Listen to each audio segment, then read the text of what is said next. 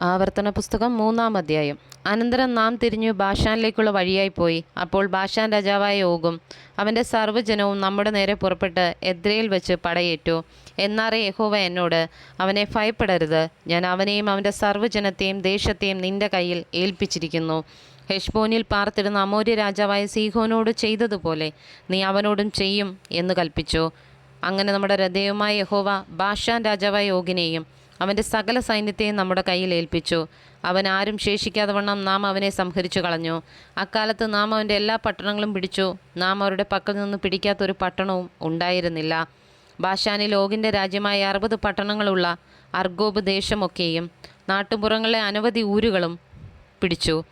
ആ പട്ടണങ്ങളെല്ലാം ഉയർന്ന മതിലുകളും വാതിലുകളും ഓടാമ്പലുകളും കൊണ്ട് ഉറപ്പിച്ചിരുന്നു. ഹെശ്ബോൻ രാജാവായ സീഹോനോടും ചെയ്തതുപോലെ നാം അവയെ നിർമൂലമാക്കി. പട്ടണം തോറും പുരുഷന്മാരെയും സ്ത്രീകളെയും കുഞ്ഞുങ്ങളെയും നിർമൂലമാക്കി. എന്നാൽ നാൽക്കാലികളെയൊക്കെയും പട്ടണങ്ങളിലെ അപഹൃതവും നാം കൊള്ളയിട്ട് എടുത്തു.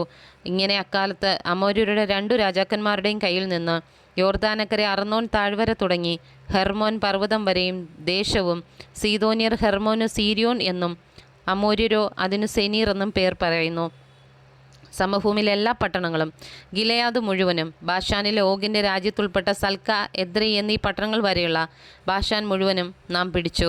ബാഷാൻ രാജാവ് ഓഗ് മാത്രമേ മല്ലന്മാരിൽ ശേഷിച്ചിരുന്നുള്ളൂ. ഇരുമ്പുകൊണ്ടുള്ള അവൻ്റെ മഞ്ചം അമോന്യ നഗരമായ രബ്ബയിലുണ്ടല്ലോ. അതിന് പുരുഷൻ്റെ കൈക്ക് 9 മുഴം നീളവും 4 മുഴം വീതിയും ഉണ്ട്. ഈ ദേശം നാം അക്കാലത്ത് കൈവശമാക്കി. അർണോൻ താഴ്വര അരികെയുള്ള അരോവേർ മുതൽ ഗിലെയാദ് മലനാട്ടിൻ്റെ പാതിയും അവിടെയുള്ള പട്ടണങ്ങളും ഞാൻ രൂബേന്യർക്കും ഗാദ്യർക്കും കൊടുത്തു.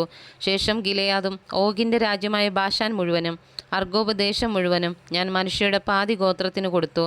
ബാഷാനും മുഴുവനും മല്ലന്മാരുടെ ദേശമെന്ന് പേർ പറയുന്നു. മനുഷ്യരുടെ മകനായ യായീർ ഗശൂര്യരുടെയും മാഗാത്യരുടെയും അതിർവരെ അർഗോബ് ദേശം മുഴുവനും പിടിച്ച് തൻ്റെ പേരിൻ പ്രകാരം ബാഷാന് ഹവോത്ത് യായീർ എന്ന് പേരിട്ടു. ഇന്നുവരെ ആ പേർ തന്നെ പറഞ്ഞു വരുന്നു. മാഗീരിന് ഞാൻ ഗിലെയാദ് ദേശം കൊടുത്തു.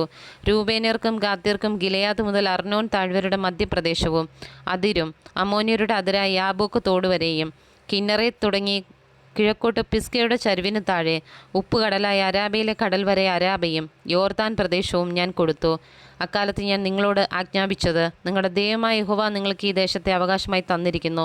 നിങ്ങളിൽ യുദ്ധപ്രാപ്തന്മാരായ എല്ലാവരും ഇസ്രയേലരായ നിങ്ങളുടെ സഹോദരന്മാർക്ക് മുമ്പായി യുദ്ധസന്നദ്ധരായി കടന്നു പോകണം. നിങ്ങളുടെ ഭാര്യമാരും മക്കളും നിങ്ങളുടെ ആടുമാടുകളും ഞാൻ നിങ്ങൾക്ക് തന്നിട്ടുള്ള പട്ടണങ്ങളിൽ പാർക്കട്ടെ. ആടുമാടുകൾ നിങ്ങൾക്ക് വളരെ ഉണ്ടെന്ന് എനിക്കറിയാം. യഹോവ നിങ്ങളെപ്പോലെ നിങ്ങളുടെ സഹോദരന്മാർക്കും സ്വസ്ഥത നൽകുകയും യോർദാനക്കടെ നിങ്ങളുടെ ദൈവമായ യഹോവ അവർക്ക് കൊടുക്കുന്ന ദേശത്തെ അവർ കൈവശമാക്കുകയും ചെയ്യുവോളം തന്നെ. പിന്നെ നിങ്ങൾ ഓരോരുത്തർ ഞാൻ നിങ്ങൾക്ക് തന്നിട്ടുള്ള അവകാശത്തിന് മടങ്ങിപ്പോരേണം. അക്കാലത്ത് ഞാൻ യോശുവയോട് ആജ്ഞാപിച്ചത്, നിങ്ങളുടെ ദൈവമായ യഹോവ ആ 2 രാജാക്കന്മാരോട് ചെയ്തതൊക്കെ നീ കണ്ണാലെ കണ്ടുവല്ലോ. നീ കടന്നു ചെല്ലുന്ന സകല രാജ്യങ്ങളോടും യഹോവ അങ്ങനെ തന്നെ ചെയ്യും. നിങ്ങളവരെ ഭയപ്പെടരുത്. നിങ്ങളുടെ ദൈവമായ യഹോവയല്ലോ നിങ്ങൾക്ക് വേണ്ടി യുദ്ധം ചെയ്യുന്നത്. അക്കാലത്ത് ഞാൻ യഹോവയോട് അപേക്ഷിച്ചു, കർത്താവായ യഹോവേ, നിന്റെ മഹത്വവും നിന്റെ ഭുജവീര്യവും അടിയനെ കാണിച്ചു തുടങ്ങിയല്ലോ. നിന്റെ ക്രിയകൾ പോലെയും നിന്റെ വീര്യപ്രവൃത്തികൾ പോലെയും ചെയ്യുവാൻ കഴിയുന്ന ദൈവം സ്വർഗത്തിലാകട്ടെ ഭൂമിയിലാകട്ടെ ആരുള്ളൂ? ഞാൻ കടന്നു ചെന്ന് യോർദാനക്കരെയുള്ള നല്ല ദേശവും മനോഹരമായ പർവ്വതവും ലെബാനോനും ഒന്ന് കണ്ടുകൊള്ളട്ടെ എന്ന് പറഞ്ഞു.